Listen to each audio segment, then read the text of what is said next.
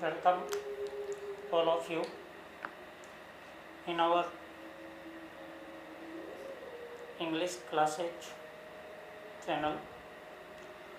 देखिए, कल हमने टीचिंग मेथड के पार्ट फर्स्ट के अंतर्गत टीचिंग की शुरुआत देखी थी कि किस तरीके से टीचिंग मेथड की शुरुआत हुई, क्या हमारी स्किल्स थी और स्किल के साथ कौन कौन से एस्पेक्ट जुड़े हुए थे, इनके बारे में हमने चर्चा की। आज हम एक ब्लूप्रिंट के तहत ये चर्चा करने जा रहे हैं कि टीचिंग मेथड क्या है, कौन कौन से टीचिंग मेथड हमें पढ़ने हैं और उनमें क्या पढ़ना है। तो देखिए, पहली बात हम चर्चा करते हैं मेथड। मेथड किसे कहते हैं? A method is a medium of teaching, यानी शिक्षण का जो माध्यम है वो है मेथड। मेथड कहलाता है यानी विधि कहलाती है। जनरली हिंदी में इसको विधि कहा जाता है। और it is the way of teaching language in psychological way. मनोवैज्ञानिक तरीके से हम बच्चों को क्या करवाते हैं? अध्यापन करवाते हैं, और इसी अध्यापन को मेथड कहा जाता है, यानी विधि कहा जाता है। इसमें एक सिस्टमेटिक तरीका होता है और उस तरीके के माध्यम से बच्चों को सिखाया जाता है कि उनको किस तरीके से पढ़ाना है। यहाँ दो चीज़ काम में आती है अपने रीड के सिलेबस में। एक तो मेथड दिए हुए हैं, साथ में अप्रोच है। अप्रोच यानी उपागम।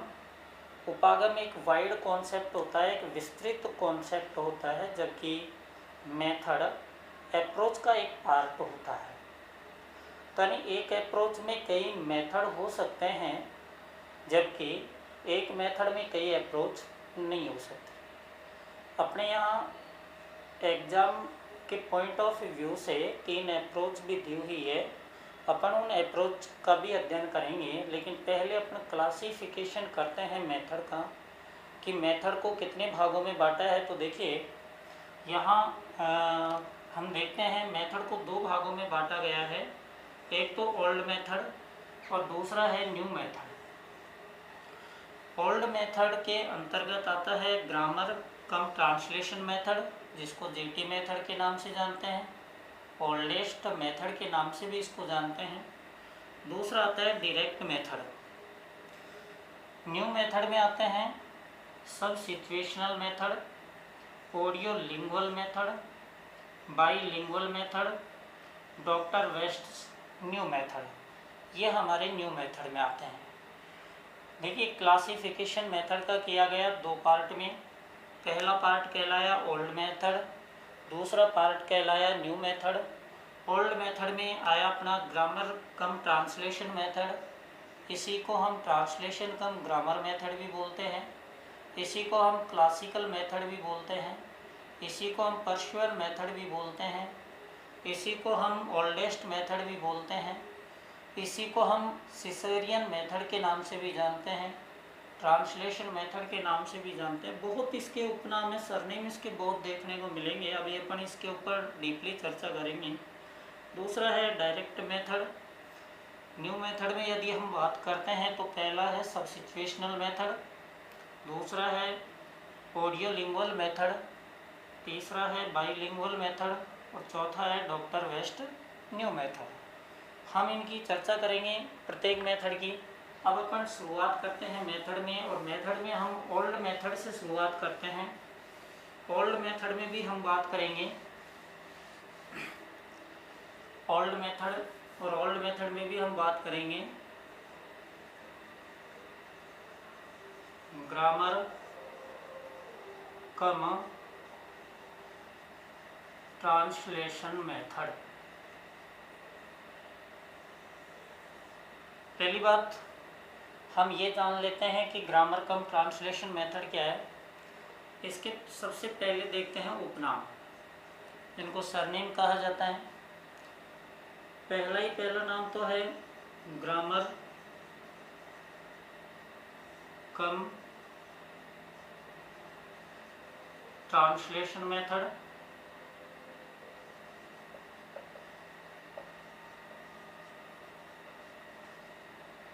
दूसरा नाम है ट्रांसलेशन कम ग्रामर मेथड,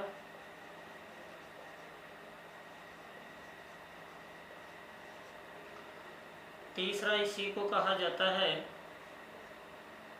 जीटी मेथड, चौथा इसका नाम आता है ओल्डेस्ट मेथड,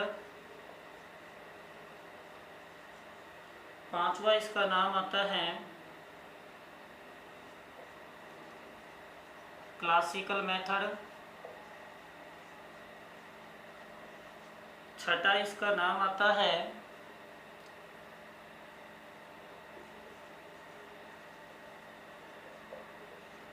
पर्सुएल मेथड, और आगे अपन बात करें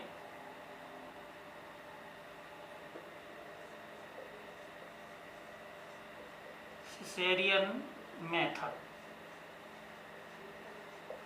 यानी ये इसका नाम आते हैं। ये सिसेरियन एक राइटर था।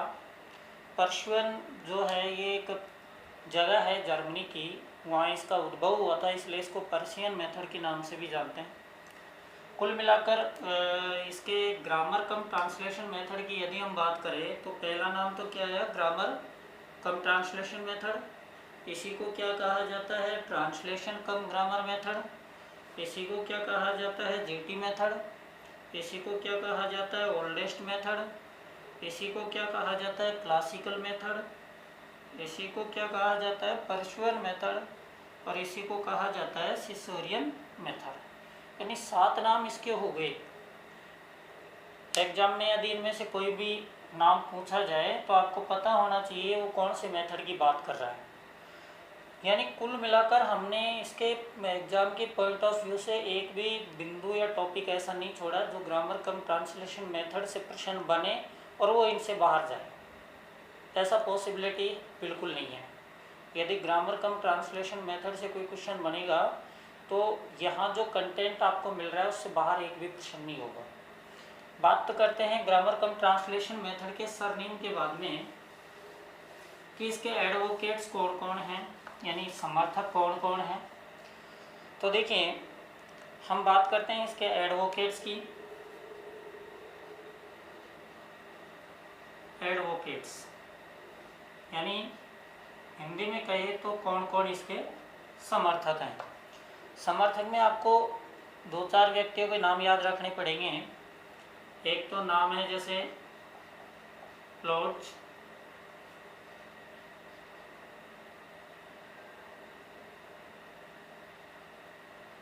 जोहान मेडिंगर। एक अपन बात करते हैं जेस्पीरियन।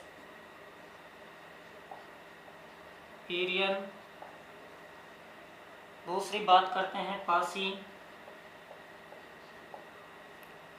ये जेस्पीरियन के ये लिख लेना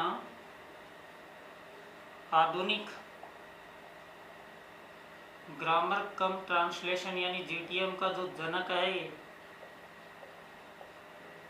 ये नाम आपको मुख्य तौर पर याद रखने हैं कि ये इसके क्या थे, समर्थक थे। एक तो लॉर्ड था, कौन था, लॉयड था, जोहान मेडिंगर था, जेस्पीरियन था और पासी था।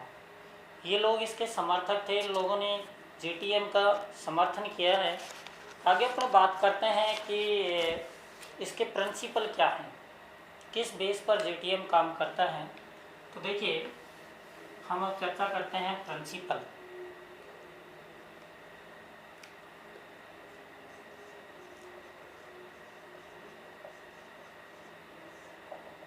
सिद्धांत की हम बात करते हैं। पहली बात तो ये जो मेथड है ये साइकोलॉजिकल मेथड नहीं है, ये फिलोसफिकल मेथड है।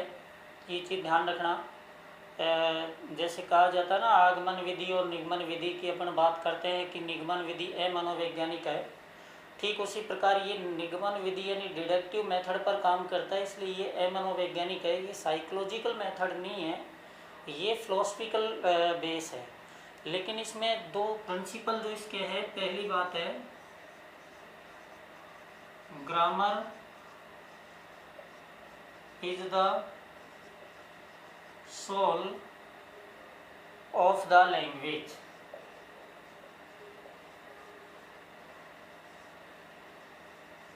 ये चीज़ बहुत मोस्ट है। नंबर 2 SL या अपन कहे सेकंड लैंग्वेज इज टॉट या can be learned,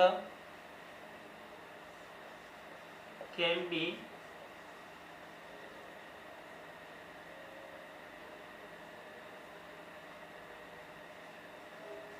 learned easily through translation।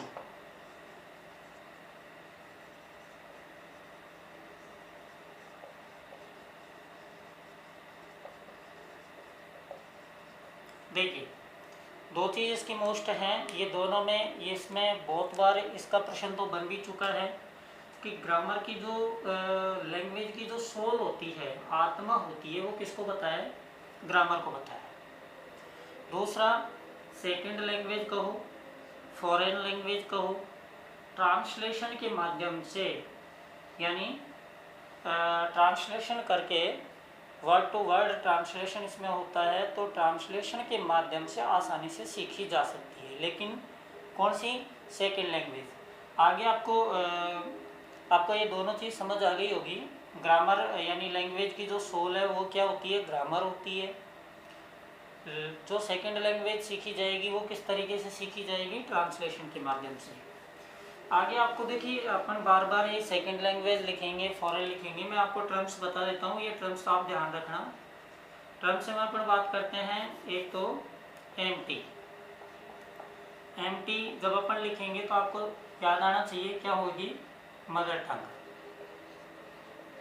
अपन लिखेंगे एसएल, तो एसएल का मतलब होगा सेकंड लैंग्वेज। अपन लिखेंगे एफएल, इसका मतलब होगा फॉरेन लैंग्वेज। अपन लिखेंगे आरएल, आरएल का मतलब होगा रीजनल लैंग्वेज यानी क्षेत्रीय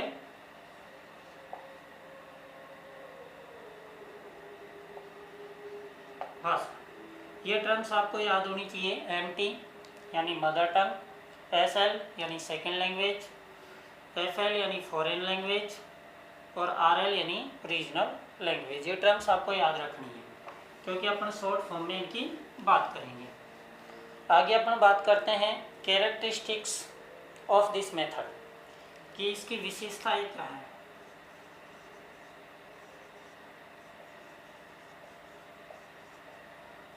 कैरेक्टरिस्टिक्स की अपन बात करते हैं, बिल्कुल सिंपल है। कैरेक्टरिस्टिक्स आराम से याद होगी। पहली अपन बात करते हैं यूनिट ऑफ टीचिंग, क्या होगी भाई? वर्ड होगी। दूसरी अपन बात करते हैं जो ट्रांसलेशन होगा, वर्ड टू वर्ड ट्रांसलेशन। प्रत्येक की एक एक लाइन बनेगी, मैं पॉइंट लिख रहा हूँ, ये ध्यान रखना, मेन जो पॉइंट है। फिर अपन बात करते हैं excessive use of mother tongue.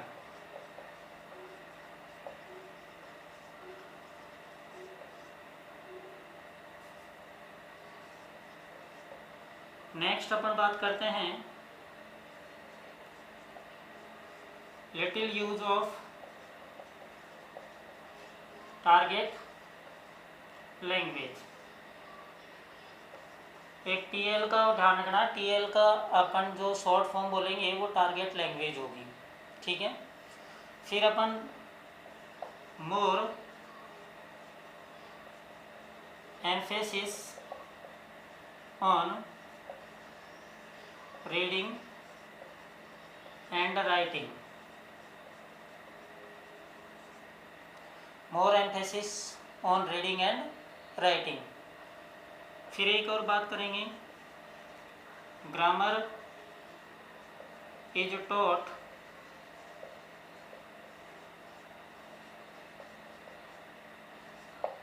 Directly.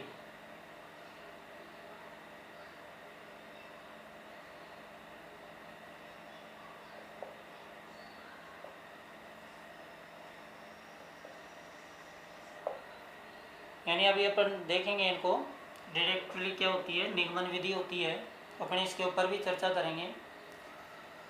आगे अपन बात करते हैं रूल ऑफ ग्रामर।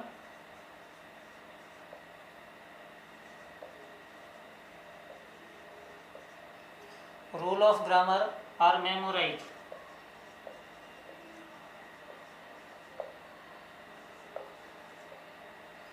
नेक्स्ट अपन बात करते हैं सेपरेट्स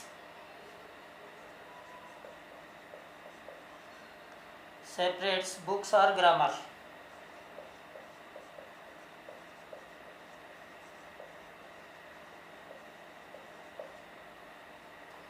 लास्ट अपन बात करते हैं टीचर इज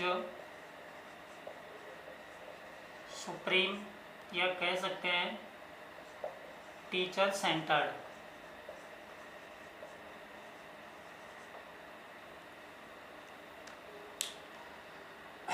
तो अपन ने कैरेक्टरिस्टिक के बारे में देखा, एक बार आप इनको लिख लीजिए अच्छी तरीके से। इसके जो प्रत्येक पॉइंट है वो एग्जाम की दृष्टि से हर पॉइंट में एक क्वेश्चन है। अभी अपन चर्चा करेंगे, पहले आप इनको लिखिए।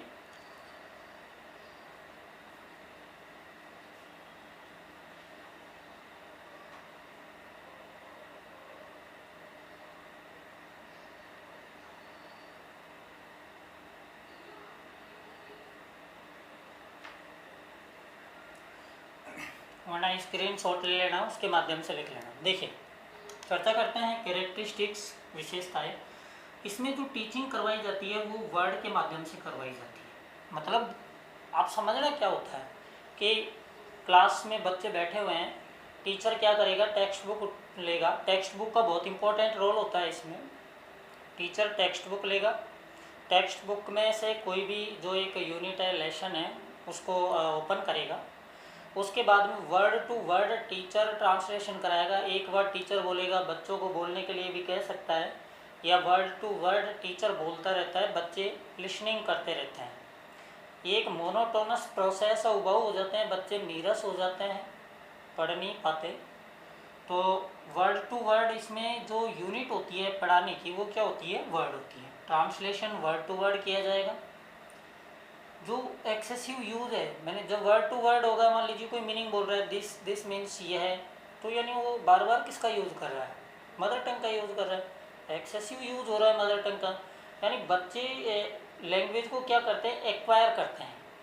जो भी कोई नई लैंग्वेज होती है उसको विद्यालय में सीखी जाती है, घर में नहीं सीख सकते, क्योंकि विद्यालय में जाकर ही हम अपन दूसरी भाषा सीखते हैं। ये प्रश्न भी है हिंदी लैंग्वेज में देखा हुआ था। तो कुल मिलाकर जो सेकंड लैंग्वेज होती है, या ये कहीं कि टारगेट लैंग्वेज होती है, वो एक्वायर की जाती है। तो उसमें क्या होता है कि ये मदर टंग पे ज़्यादा फोकस करता है। कुल मिलाकर little use of target language, जिस भाषा को हम पढ़ रहे हैं उसका बहुत नाम मात्र, अपन कहें न के बराबर यूज़ होता है। ये सबसे मोस्ट है कि इसमें दो स्किल्स पर जोर दिया जाता है, दो को नेगलेक्ट की जाती है, रीडिंग एंड राइटिंग। दो के ऊपर बहुत ज़्यादा जोर दिया जाता है, जबकि लिसनिंग और स्पीकिंग जो है उसको बिल्कुल नेगलेक्ट की जाती है। Grammar is taught डिडक्टिवली। डिडक्टिव का मतलब क्या होता है भाई, निगमन विधि से होता है। एक तो इंडक्टिव विधि होती है, एक डिडक्टिव होती है। तो डिडक्टिव मीन्स होता है निगमन। निगमन में रूल फर्स्ट आफ्टर एग्जाम्पल, यानी इसमें पहले नियम बताए जाते हैं। अपन ये कहें कि जनरल टू पर्टिकुलर, सामान्य से विशेष की ओर ये चलती हैं। रूल फर्स्ट होते हैं, रूल टू एग्जाम्पल। अपन ये कहे कि नॉन टू अननोन ये मेथड काम करता है। ये मैक्सिम्स आपको याद रखने होंगे। Rule of grammar are memorise. ये जो विधि है इसमें ग्रामर के जो नियम होते हैं उनको रटाया जाता है। बार बार रटने के ऊपर जोर देती है, ध्यान रखना, रोट लर्निंग के ऊपर जोर देती है मेथड। इसमें अलग से सेपरेट बुक होती है ग्रामर की, बच्चों को ग्रामर के ऊपर ज़्यादा फोकस करवाया जाता है। कुल मिलाकर तर्क चिंतन का अभाव इसमें पाया जाता है, लॉजिक बच्चे यूज़ नहीं कर पाते। टीचर इज सुप्रीम, टीचर सर्वे सर्वा होता है और टीचर जो कह देगा वही फाइनल होगा, इसमें उसी के माध्यम से पूरी स्टडी होगी। यानी अपन देखते हैं जैसे काफ़ी मेथड ऐसे होते हैं जिसमें टीचर ओनली फॉर फैसिलेटर का काम करते हैं, जैसे अपन CLT की बात करते हैं, टीचर एक फैसिलेटर होता है। लेकिन यहाँ अपन जो चर्चा कर रहे हैं, यहाँ टीचर फैसिलेटर नहीं होता, यहाँ सुप्रीम पावर होता है। या ये कहे कि यहाँ पर जो टीचर है वो एक तरीके से टीचर सेंटर्ड है। जब टीचर सेंटर्ड होगी तो बच्चे जो होते हैं मोनोटोनस हो जाता है, क्लास का जो माहौल होता है वो क्या होता है, नीरस हो जाता है। आगे अपन बात करते हैं इसके मेरिट्स की।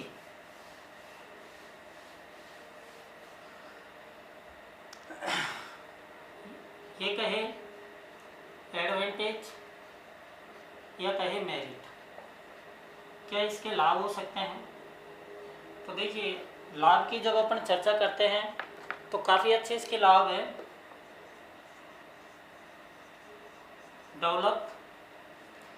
Develops accuracy,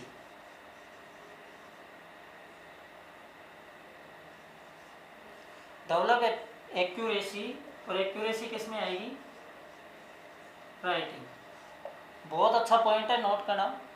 develop art of translation, develops art of translation, require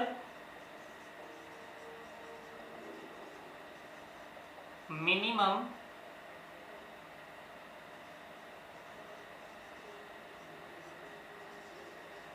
teaching aids, यानी बहुत कम मात्रा में क्या होता है, इसमें टीचिंग एड की आवश्यकता पड़ती है। आगे अपन बात करते हैं, this method based on known to unknown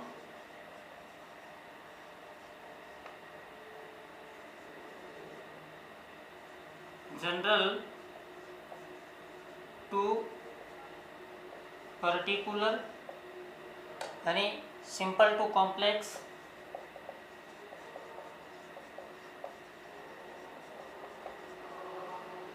simple to complex maxim. आगे अपन बात करते हैं, this method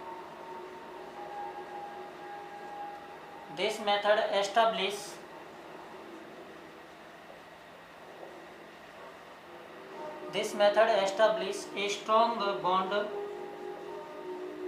a strong bond between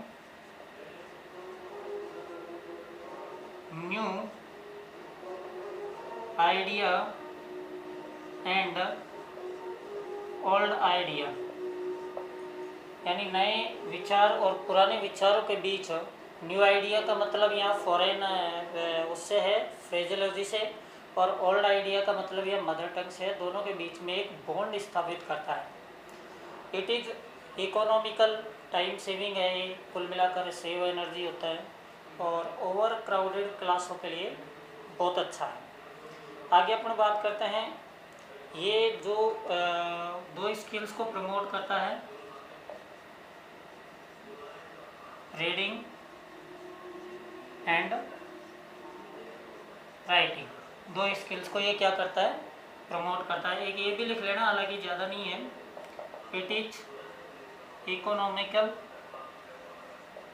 यानी ये सस्ता है। कारण क्या होता है कि it saves time and energy. अब इसको समझना ये क्या कह रहा है, इसके डिसएडवांटेज अपन बाद में देखेंगे, पहले एडवांटेज चर्चा करते हैं।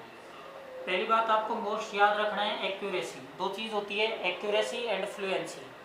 हमेशा व्यक्ति में फ्लुएंसी पहले आनी चाहिए, एक्यूरेसी बाद में आनी चाहिए। ये चीज़ नोटिस कर लेना। ये क्वेश्चन हालांकि काफ़ी इम्पोर्टेंट है। तो ये एक्यूरेसी लाता है किसमें, राइटिंग में लाता है। एक्यूरेसी यानी शुद्धता। क्या डेवलप करता है, आर्ट ऑफ ट्रांसलेशन। इसमें जो टीचिंग एड्स होते हैं जिनको अपन TLMs बोलते हैं, TLMs, ये TLMs की मिनिमम रिक्वायरमेंट होती है, क्योंकि इसमें जो प्रोसेस होती है, जो इंटरेक्शन होता है टीचर एंड स्टूडेंट के बीच में, वो इंटरेक्शन में textbook main role play करती है। तो यानी टीचिंग जो लर्निंग एड्स मटेरियल है उनकी आवश्यकता कम होती है। ये जो मेथड है ये known to unknown, general to particular, simple to complex maxims, जो हमारे सूत्र होते हैं शिक्षण सूत्र, उस पर आधारित होता है। क्योंकि इसमें डिडक्टिव विधि से पढ़ाया जाता है। डिडक्टिव विधि में आप लोग जानते हो कि डिडक्टिव विधि के अंतर्गत रूल फर्स्ट होते हैं, एग्जाम्पल बाद में होते हैं। और रोट मेमोराइजेशन के ऊपर, यानी कहने का मतलब अपन ये कहे कि रटने के ऊपर बहुत ज़्यादा ये जोर देता है। ये जो मेथड है न्यू आइडिया का मैंने बताया फॉरेन लैंग्वेज, और ओल्ड आइडिया का मतलब ध्यान रखना, ये न्यू आइडिया ओल्ड आइडिया प्रश्न बन सकता है। तो न्यू आइडिया का मतलब फॉरेन लैंग्वेज और ओल्ड आइडिया का मतलब मदर टंग। दोनों के बीच में ये क्या करता है, बॉन्ड स्थापित करता है, बिटवीन बॉन्ड स्थापित करता है, बंधन बनाता है। क्योंकि जो अध्यापक है वो इस विधि के माध्यम से, यानी वर्ड टू वर्ड ट्रांसलेशन करके दोनों के बीच में बंधन बना देता है। दो स्किल्स बहुत ज़्यादा डेवलप होती है, रीडिंग एंड राइटिंग। और ये इकोनॉमिकल मेथड है, यानी एक सस्ता है, क्योंकि ये क्या बचाता है, टाइम और एनर्जी। टीचर की टाइम भी बचाता है और एनर्जी भी बचाता है। तो अभी तक अपन ने इसके एडवांटेज तक देखा था। यहाँ तक एक भी प्रश्न ऐसा नहीं होना चाहिए आप लोगों का जो गलत हो। आज आपको एक और आज नई वीडियो मिलने वाली है जो 1857 की क्रांति से रिलेटेड होगी। साथ में इसी का पार्ट 3, जिसमें हम देखेंगे इसके डिसएडवांटेज, साथ में अगला जो पॉइंट होगा डिसएडवांटेज के साथ ही, और वो होगा डायरेक्ट मेथड। साथ में आप लोगों से गुजारिश है कि इस चैनल को सब्सक्राइबर करें, अधिक से अधिक लाइक करें, और इसको जितना हो सके उतना शेयर करें, ताकि प्रत्येक छात्र को जो कंटेंट है वो बेटर क्वालिटी में उपलब्ध हो सके। देखिए काफ़ी सारे चैनल मैंने देखे, हालांकि यहाँ जो प्रॉपर रिसोर्सेज अवेलेबल होने चाहिए वो नहीं है, वो एक बात अलग है। लेकिन आप लोगों को एक कंटेंट जो मिल रहा है वो ऑथेंटिक कंटेंट यहाँ मिलेगा, जिसके माध्यम से आपकी अध्ययन, या फिर ये कहे कि रीट में जो मार्किंग करनी है आपको अंग्रेजी विषय में 30 में से 30, तो आप इसको लगातार प्रत्येक पॉइंट को देखते रहिए। आपको पूरे पॉइंट विद इन 15 डेज या फिर 20 डेज के अंतर्गत कंप्लीट करा दिए जाएंगे। धन्यवाद।